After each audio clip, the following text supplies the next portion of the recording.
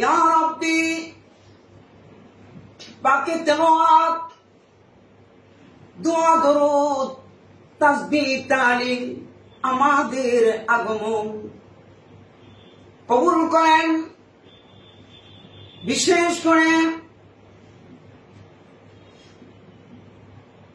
আমার শ্রদ্ধাভাজন ঢাকা বিশ্ববিদ্যালয়ের সম্মানিত যখন স্টুডেন্ট ছিলাম, ঢাকা ইউনিভার্সিটির গবেষণা ছিল, সম্মানিত অভিভাবক আল্লাহ টুকু ভাইজানকে কবুল করেন, সহকর্মীদেরকে কবুল করেন। ইয়া রাব্বি তোমার বান্দার জন্য বিশেষ করে পৃথিবীর মধ্যে সর্বশ্রেষ্ঠ সমাজ সেবক হিসেবে কবুল করেন, গুণীজন হিসেবে কবুল করেন, দেশপ্রেমিক হিসেবে কবুল করেন, নেক হায়াত দান করেন, অরিত্য দান করেন, বুজুর্গি দান করেন। সহকর্মীদেরকে কবুল করেন, মহোদয়ের বিবি বাচ্চাদেরকে কবুল করেন, আবু বকর করেন, ওমর করেন, মা বোনদেরকে খাদিজাতুল কুবরা হিসেবে কবুল করেন, ছেলে সন্তানদেরকে উচ্চ শিক্ষার শিক্ষিত শিক্ষিতার পাশাপাশি আদর্শ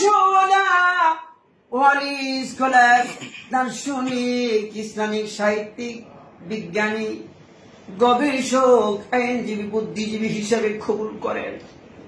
আমরা খুশি আছি, তুমি খুশি হয়ে যাও, তাম দুনিয়ার জন্য লিড দিতে পারে। আল্লাহ গো, ও আল্লাহ, তোমার নেক বান্দা হিসেবে তুমি কবুল করে নিয়েছো, পছন্দনীয় বান্দা হিসেবে তুমি কবুল করে নিয়েছো। সুলতান সালাউদ্দিন টুকু, ইয়া রাব্বি আমরা শ্রদ্ধা করি, ভালোবাসি, তুমি ভালোবাসো। গুনাহগুলো মাফ করে, যদি গুনাহ থেকে থাকে গুনাহগুলো মাফ করে তোমার কুদরতি কোলে তুমি তুলে নাও, কুদরতি কোলে তুমি তুলে নাও।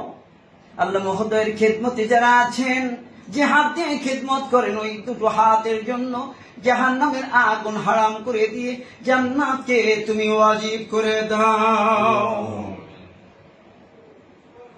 শুধু টাঙ্গারের জন্য তো নয়, তাম দুনিয়া লিড দিতে পারে। আল্লাহ তৌফিক দাও। নবীদের যেমন হায়াত ছিল, তদ্রূপ হায়াতকে বহু গুণে বৃদ্ধি করে দিতে হবে। আল্লাহ আল্লাহ গো, 18,000 মাখলুকের মাঝে মহোদয়ের ভালোবাসা তুমি ঢেলে দাও। 18,000 মাখলুকের মাঝে মহোদয়ের ভালোবাসা তুমি ঢেলে দাও। পবিত্র সময় মনে পড়ে গেল মার কথা, বাবার কথা। নবীজি বলেছেন, সন্তান যদি দিনে 112 মা বাবার চেহারা দিয়ে তাকে 100 কবুলেদের হজে নিয়ে পাওয়া যায়।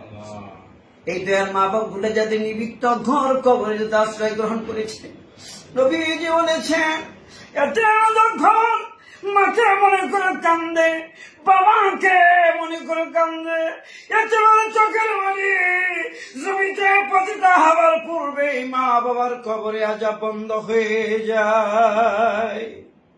ইয়া রাব্বি এই মুহূর্তের মধ্যে যদি মা বাবার কবরে আজাব বন্ধ না হয়, নবীজির কথা মিথ্যে হয়ে যাবে, তাহা কখনো হতে পারে না।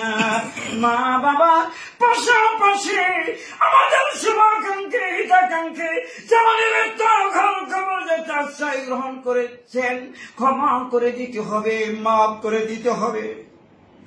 জিয়া পরিবারের যারা ইন্তেকাল করেছে, জিয়া পরিবার যারা ইন্তেকাল করেছে, অত্যন্ত ভালো মানুষ, গুণীজন ছিলেন। আল্লাহ গো, ও আল্লাহ, জিয়া পরিবার যত সদস্য ইন্তেকাল করেছেন, কবরগুলোকে জান্নাতি কবর করে দিন, জান্নাতকে ওয়াজিব করে দিন, জাহান্নামের আগুনকে হারাম করে দিন। আল্লাহ বাংলাদেশ